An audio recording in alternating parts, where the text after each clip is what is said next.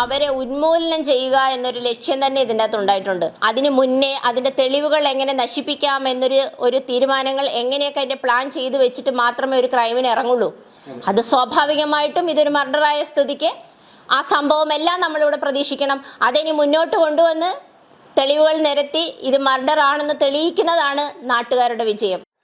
Hello hi everyone, നമസ്കാരം and welcome to reaction by Chullikkal. എല്ലാവരും സുഖമായിരിക്കുന്നുവെന്ന് വിശ്വസിക്കുന്നു. അഡ്വക്കേറ്റ് ജിസ്മോളുടെ ദുരൂഹമായ മരണം അത് ആത്മഹത്യയല്ല എന്നുള്ള കാര്യം തുടക്കം മുതലേ നമ്മൾ സംസാരിച്ചിട്ടുള്ള ഒരു വിഷയമാണ്. അഡ്വക്കേറ്റ് ജിസ്മോളുടെ മരണത്തിലെ ദുരൂഹത ആദ്യമേ തന്നെ ചോദ്യം ചെയ്യുകയും അതിലെ പല കാര്യങ്ങളും സിങ്കാവാതെ ഇരിക്കുന്നതും അത് അന്വേഷണ വിധേയമാക്കേണ്ട കാര്യമാണെന്നുള്ളതായിരുന്നു നമ്മൾ നേരത്തെ തന്നെ സംസാരിച്ചിട്ടുണ്ട്. പക്ഷെ ഇപ്പോൾ കുറെ കൂടി കാര്യങ്ങൾ പോകുന്നത് ഇതൊരു കൊലപാതകം തന്നെയാണ് എന്ന രീതിയിലാണ്. കുറച്ചു മുന്നേ നിങ്ങൾ കേട്ടത് ഈ വിഷയത്തിൽ പ്രതികരിച്ച് അവർ ഒരു അഡ്വക്കേറ്റ് ആണെന്നാണ് മനസ്സിലാക്കുന്നത്. അവരുടെ പേര് സജിത തട്ടിയോട്ട് എന്നാണ്. കൊച്ചിക്കാരിയായ ഇവര് കോട്ടയത്ത് ഈ ജിസ്മോൾ മരണപ്പെട്ട ആ പ്രദേശത്തെ ആക്ഷൻ കൗൺസിൽ സംഘടിപ്പിച്ച സമരത്തിൽ പങ്കെടുക്കുന്നതിന് വേണ്ടിയാണ് അവരോട് എത്തിച്ചേർന്നത്. ആ സമയത്ത് കേരളീയം ന്യൂസ് എന്ന് പറഞ്ഞൊരു ചാനലിൽ കൊടുത്ത ഇന്റർവ്യൂവിലാണ് ഇവർ ചില കാര്യങ്ങൾ പറയുന്നത്. അതിലേക്ക് പോകുന്നതിന് മുമ്പ് വളരെ ശ്രദ്ധേയമായ ഒരു സംഭവം, ഞാൻ ഈ സംഭവം കേൾക്കുന്നത് രാജ് ടോക്സ് എന്ന് പറയുന്ന ഒരു ചാനലിലാണ്. അപ്പോൾ ഞാൻ ശരിയാണ് ഈ കാര്യം നമ്മൾ ആരും ശ്രദ്ധിച്ചില്ലല്ലോ. അന്ന് അവിടെ ചൂണ്ടയിട്ട് കൊണ്ടിരുന്നു എന്ന് പറഞ്ഞ വ്യക്തി, അതായത് ഈ മൃതദേഹങ്ങൾ പൊന്തി വന്നപ്പോൾ അത് കണ്ടു എന്ന് പറയുന്ന വ്യക്തികൾ പറയുന്ന ഒരു സംഭവമുണ്ട്. അതിങ്ങനെയാണ് പറയുന്നത്: ആ മൃതദേഹത്തിന് പഴക്കമുണ്ട്, 1-2 ദിവസത്തെ പഴക്കമുണ്ട്. വളരെ അവ്യക്തമായ സംസാരമാണ്. എന്ന് വെച്ച് കഴിഞ്ഞാൽ ആ ദിവസം വെള്ളത്തിലേക്ക് വീണ് മരണപ്പെട്ട അല്ലെങ്കിൽ ആത്മഹത്യ ചെയ്ത ഒരു ശവശരീരമല്ല, അത് അഴുകിയിട്ടുണ്ടായിരുന്നു. കഴിഞ്ഞ ദിവസം നമ്മൾ സംസാരിച്ചൊരു വിഷയമാണ് വിനോദ് ഭാസ്കർ പറഞ്ഞ ചില കാര്യങ്ങൾ.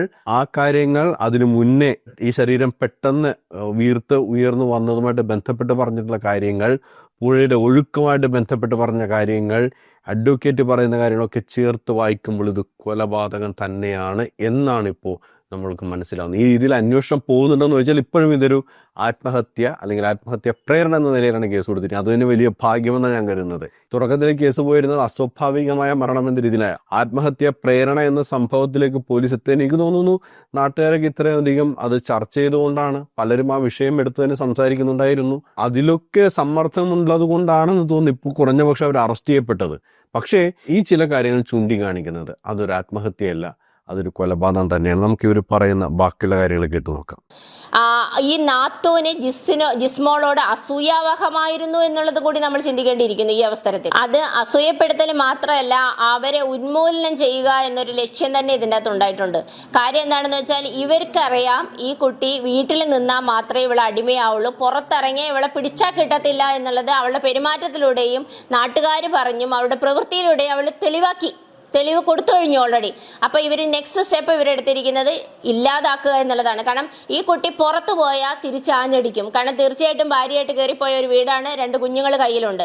അപ്പം ജിമ്മിക്കും ജിമ്മിയുടെ കുടുംബക്കാർക്കും ഇത് നിരന്തരം കോടതി കേസുമായിട്ട് നടക്കേണ്ടത് തന്നെയായിട്ട് വരും.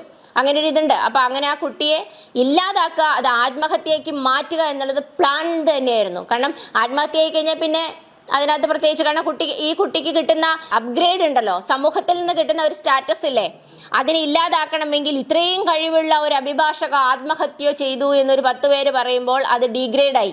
അതായത് ആത്മഹത്യ ചെയ്തെന്ന് വരുത്തി തീർക്കണം. അതേസമയം തന്നെ ഇവളെ ഇല്ലാതാക്കാൻ, അഡ്വക്കേറ്റ് ജിസ്മോളെ ഇല്ലാതാക്കുന്നതിന് വേണ്ടി ഇവർ തീരുമാനിച്ചിരുന്നു എന്നാണ് ഈ വക്കീൽ ഇപ്പോൾ പറയുന്നത്.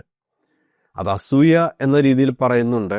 എനിക്ക് തോന്നുന്നു ഒരു പരിധിവരെ അസൂയ എന്നതിനേക്കാൾ അതിൻ്റെ ഒരു ഉയർന്ന തലം എന്ന് വെച്ച് കഴിഞ്ഞാൽ ഒരു ദുരഭിമാന ബോധം, ദുരഭിമാന ചിന്ത. ഇതൊരു ദുരഭിമാന കൊലയാകാനുള്ള സാധ്യതയാണ് കാണുന്നത്. ഈ പെൺകുട്ടി വന്നു കയറിയപ്പോൾ തന്നെ സുഹൃത്തിനോട് പറഞ്ഞ കാര്യങ്ങൾ കഴിഞ്ഞ ദിവസം വീഡിയോ പറഞ്ഞു. ഇവർക്ക് എത്തിപ്പെടാൻ കഴിയാത്ത ഉയരത്തിലുള്ള ഒരു വീട്ടുകാരായിരുന്നു അവർ, സാമ്പത്തികമായിട്ടും സ്വാധീനമൊക്കെ വെച്ച് നോക്കുമ്പോൾ. അപ്പോൾ അവിടെ ഈ പഞ്ചായത്ത് പ്രസിഡന്റായിരുന്ന വ്യക്തിയാണ് അഡ്വക്കേറ്റ് ജിസ്മോള്. അവൾ അതിൽ നിന്ന് രാജിവെപ്പിച്ചു ഇവിടെ, എന്നിട്ടാണ് അവിടെ ഒരു അടിമയെ പോലെ കൊണ്ട് നടന്നിരുന്നത്. പിന്നീട് ഈ പെൺകുട്ടി തിരിച്ചു വരാനുള്ള ശ്രമം നടത്തിക്കൊണ്ടിരിക്കുകയാണ്. അവൾ ആത്മഹത്യ ചെയ്തതിനെ ഉറച്ചു വിശ്വസിക്കുന്ന കാരണം നോട്ടറി ആ ലൈസൻസ് ലഭിക്കുന്നതിന് വേണ്ടി പരിശ്രമിച്ചുകൊണ്ടിരിക്കുകയായിരുന്നു. 1 മാസം കൂടി കഴിഞ്ഞാൽ അവൾക്ക് നോട്ടറി ലൈസൻസ് കിട്ടും. അങ്ങനെയുള്ള സാഹചര്യത്തിൽ ഇത്രയും നാൾ പിടിച്ചിരുന്ന ആ പെൺകുട്ടി തൻ്റെ മുന്നിൽ ഒരു ഹോപ്പ് ഉണ്ടെന്ന് പറയുമ്പോൾ ഓൾ ഓഫ് എ സഡൻ ആത്മഹത്യ ചെയ്യുമെന്ന് പറയുന്നത് അവിശ്വസനീയമായിട്ട് ആദ്യമേ തന്നെ തോന്നിയ കാര്യമാണ്. അപ്പോൾ ഇവൻ ഒരു നോട്ടറിയായി അവളൊരു ഒരു പ്രൊഫഷനിലേക്ക് വന്നു, അവളൊരു ഇൻഡിപെൻഡൻ്റ് ആയി കഴിഞ്ഞാൽ, ഇവൾ കോടതിയിലേക്ക് ഇറങ്ങിക്കഴിഞ്ഞാൽ, ഇവൾ പുറത്തേക്ക് ഇറങ്ങിക്കഴിഞ്ഞാൽ ഇവർക്കൊരു വെല്ലുവിളിയാകുമെന്നൊരു തോന്നലുണ്ടായിരുന്നു. ആ തോന്നലിൽ നിന്നുണ്ടായ ദുരഭിമാന കൊലയാണോ ഇതൊന്ന് സംശയിക്കേണ്ടിയിരിക്കുന്നു. ഇപ്പം ഇവർ പറയുന്നത് ചേർത്ത് വായിക്കുമ്പോൾ അവർ പറയുന്ന മറ്റൊരു കാര്യം, ഇത് കേട്ടതിന് ശേഷം ഞാൻ ബാക്കിയുള്ള ചിലത് പറയാം. CCTV ക്യാമറ, അവരുടെ വീട്ടിലുള്ള CCTV ക്യാമറയൊന്നും ഇതേവരെ അവർ കളക്ട് ചെയ്തിട്ടില്ല. ഇപ്പോൾ അതൊക്കെ ഉണ്ടാവാൻ സാധ്യതയുണ്ടോ? ക്രിമിനൽ ഒരു ക്രൈം നടത്തുമ്പോൾ അതിന് മുന്നേ അതിൻ്റെ തെളിവുകൾ എങ്ങനെ നശിപ്പിക്കാം ഒരു തീരുമാനങ്ങൾ എങ്ങനെയൊക്കെ അതിൻ്റെ പ്ലാൻ ചെയ്ത് വെച്ചിട്ട് മാത്രമേ ഒരു ക്രൈമിന് ഇറങ്ങുള്ളൂ. അത് സ്വാഭാവികമായിട്ടും ഇതൊരു മർഡറായ സ്ഥിതിക്ക് ആ സംഭവം എല്ലാം നമ്മളിവിടെ പ്രതീക്ഷിക്കണം. അതിനി മുന്നോട്ട് കൊണ്ടുവന്ന് തെളിവുകൾ നിരത്തി ഇത് മർഡർ ആണെന്ന് തെളിയിക്കുന്നതാണ് നാട്ടുകാരുടെ വിജയം. ആ നാട്ടുകാരെന്ന് പറഞ്ഞാൽ കുറച്ചുപേർ വിചാരിച്ചാൽ മതി കേട്ടോ. ഈ നാട്ടുകാരെന്ന് പറയുന്ന വലിയ ഒരു 7 ഫാമിലി വിചാരിച്ചത്, 7 ഫാമിലി അല്ല, 7 CCTV ക്യാമറകൾ അവിടെ ഉണ്ട് പോകുന്ന വഴിയിൽ. ആ CCTV ക്യാമറയുടെ ഉടമസ്ഥർ വിചാരിച്ചാൽ മതി കേസ് തെളിയാനായിട്ട്. ഈ CCTV ക്യാമറകളിലോ അല്ലെങ്കിൽ ആ തിരക്കുള്ള 2 ജംഗ്ഷൻ കടന്നു പോകണം ജിസ്മോള് വീട്ടിൽ നിന്നും ഈ പുഴയിലേക്ക് എത്തിച്ചേരാൻ. അവിടെയുള്ള ആരും കണ്ടിട്ടില്ല ഈ പെണ്ണ് പോകുന്നത്, ഒരു CCTVയിലും ഇല്ല. കാരണം CCTV ഇല്ലാത്തതിന് കാരണം അന്ന് അവരവിടെ യാത്ര ചെയ്തിട്ടില്ല, അത് തന്നെ. അതുകൊണ്ടാണ് CCTVയിൽ ഇല്ലാത്തത്. അപ്പം ചോദിക്കും ഇവിടെ പിന്നെ കൊണ്ടയിട്ടത് ആരെങ്കിലും കണ്ടോ? കൊണ്ടയിട്ടത് അതിന് മുന്നേയുള്ള ദിവസം പറയുന്നുണ്ട്, തെളിവ് നശിപ്പിക്കപ്പെട്ടോ എന്ന് ചോദിച്ചാൽ സംശയിക്കേണ്ടിയിരിക്കുന്നത്.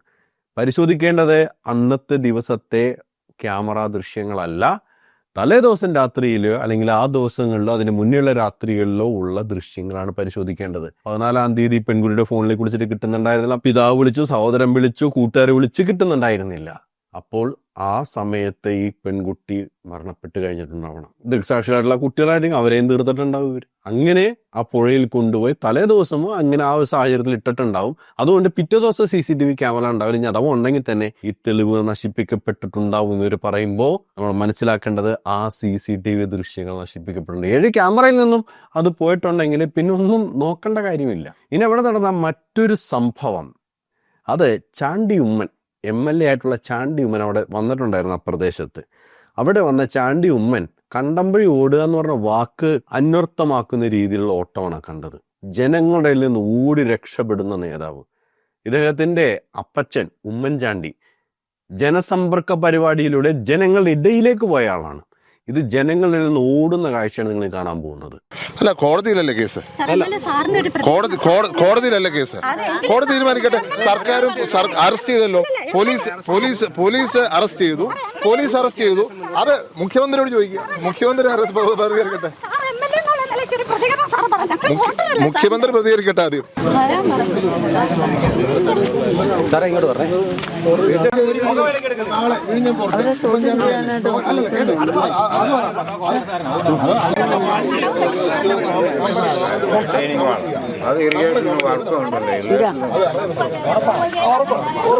കുറച്ച് കാര്യങ്ങൾ പറയാൻ. വാർഡിലെ മെമ്പറാണ് നമുക്ക് എന്റെ വാർഡിലാണ് ഇപ്പൊ അഡ്വക്കേറ്റ് ജിസ്മോൾ കുടുംബക്കളും മരിച്ച സംഭവം ഉണ്ടായിരിക്കുന്നത്.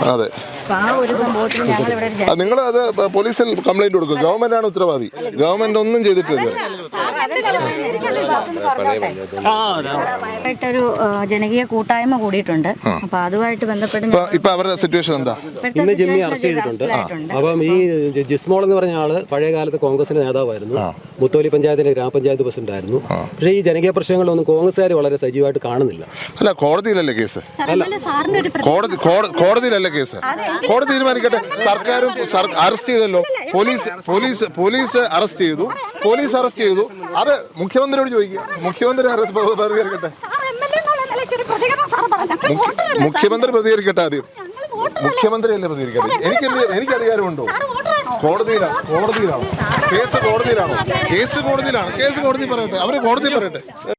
ആവർത്തിച്ച് ചോദിക്കുന്ന ഒരു ചോദ്യമാണ്, ഞങ്ങൾ വോട്ടറല്ലേ, നിങ്ങൾക്ക് വോട്ട് ചെയ്ത് ജയിപ്പിച്ചതല്ലേ, നിങ്ങളൊരു മറുപടി പറയണ്ടേ? മുഖ്യമന്ത്രിയോട് ചോദിക്കും. പോലീസ് അറസ്റ്റ് ചെയ്തിട്ടുണ്ടല്ലോ, കോടതി കിടക്കുമല്ലേ? ഈ ജനങ്ങൾ ഇനിയെങ്കിലും ഒന്ന് ചിന്തിക്കണം.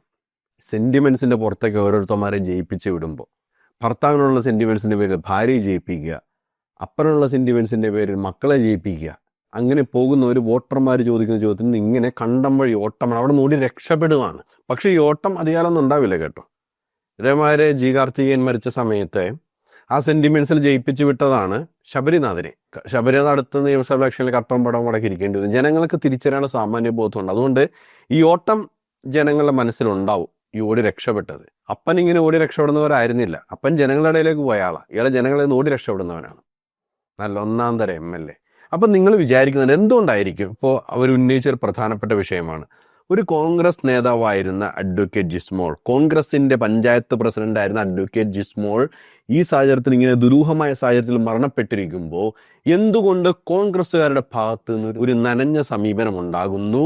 എന്തുകൊണ്ട് ഈ കോൺഗ്രസ്സുകാരനായ MLA ഓടി രക്ഷപ്പെടുന്നു? അതിന്റെ മറുപടി ഈ വീഡിയോ ഒന്ന് കണ്ടുവയ്ക്കോ. അതിന്റെ ഒരു പ്രധാന കാരണം എന്ന് പറഞ്ഞാൽ ഇവിടെ ഈ പ്രാദേശിക നേതാവായിട്ട് ഈ ബിനോയ് മാത്യു എന്ന് പറയുന്നൊരു വ്യക്തിയുണ്ട്. അത് കോൺഗ്രസിന്റെ ഒരു നേതാവാണ്, പ്രാദേശിക നേതാവ്. ഞങ്ങൾ കൂടുതലായിട്ടും ഉമ്മൻചാൻ സാറിന്റെ ഒരു മുൻ മെമ്പറാണ്, അതുപോലെ മുൻ പഞ്ചായത്ത് വൈസ് പ്രസിഡന്റ് ആയിട്ടിരുന്ന ആളാണ് അത്. അപ്പം ഞങ്ങൾക്ക് തോന്നുന്നത് കോൺഗ്രസ് എന്ന പാർട്ടി പുള്ളിയെ സപ്പോർട്ട് ചെയ്തുകൊണ്ടാണ് മുന്നോട്ട് പോകുന്നത്. പിന്നെ രണ്ടാമതൊരു സംശയം കഴിഞ്ഞ് ഇത് പറയാൻ പറ്റാത്തൊരു കാരണം, ഒരു ഫോണ് ജിസ്മോളുടെ കാണാതെ പോയിട്ടുണ്ടായിരുന്നു. ആ ഫോൺ 2 ദിവസമായിട്ട് അതിൻ്റെ ഫാദർ വിളിച്ചിട്ട് പോലും കിട്ടിയിട്ടില്ല. പക്ഷേ എങ്കിൽ ഇതിൻ്റെ മരണത്തിന് ശേഷം ഈ പറഞ്ഞ മുമ്പ് പരാമർശിച്ച ബിനോയ് മാത്യു ആണ് ആ ഫോണിൽ നിന്ന് അതിൻ്റെ ഫാദറിനെ വിളിച്ച് സംസാരിച്ചത്, ഈ ഫോണിൽ നിന്ന് തന്നെ. അപ്പം അങ്ങനെ വരുമ്പോഴത്തേക്കും ഇതിനകത്ത് ഇതെല്ലാം കൂട്ടിച്ചോദിക്കേണ്ട ഒരു കാര്യങ്ങൾ വരുക. അല്ലെങ്കിൽ പിന്നെ ഈ ഫോൺ ഇത്രയും 2 ദിവസം എവിടെ ആയിരുന്നു? അപ്പം ഈ ഞങ്ങളുടെ MLA പോലും ഞങ്ങൾ സപ്പോർട്ട് ചെയ്തല്ല. ഞാനൊരു കോൺഗ്രസ്സുകാരത്തി ആയിരുന്നു. ഇപ്പം ഇതൊക്കെ കേൾക്കുമ്പം എങ്ങനെയാണ് മുന്നോട്ട് പോകേണ്ടതെന്ന് അറിയില്ല.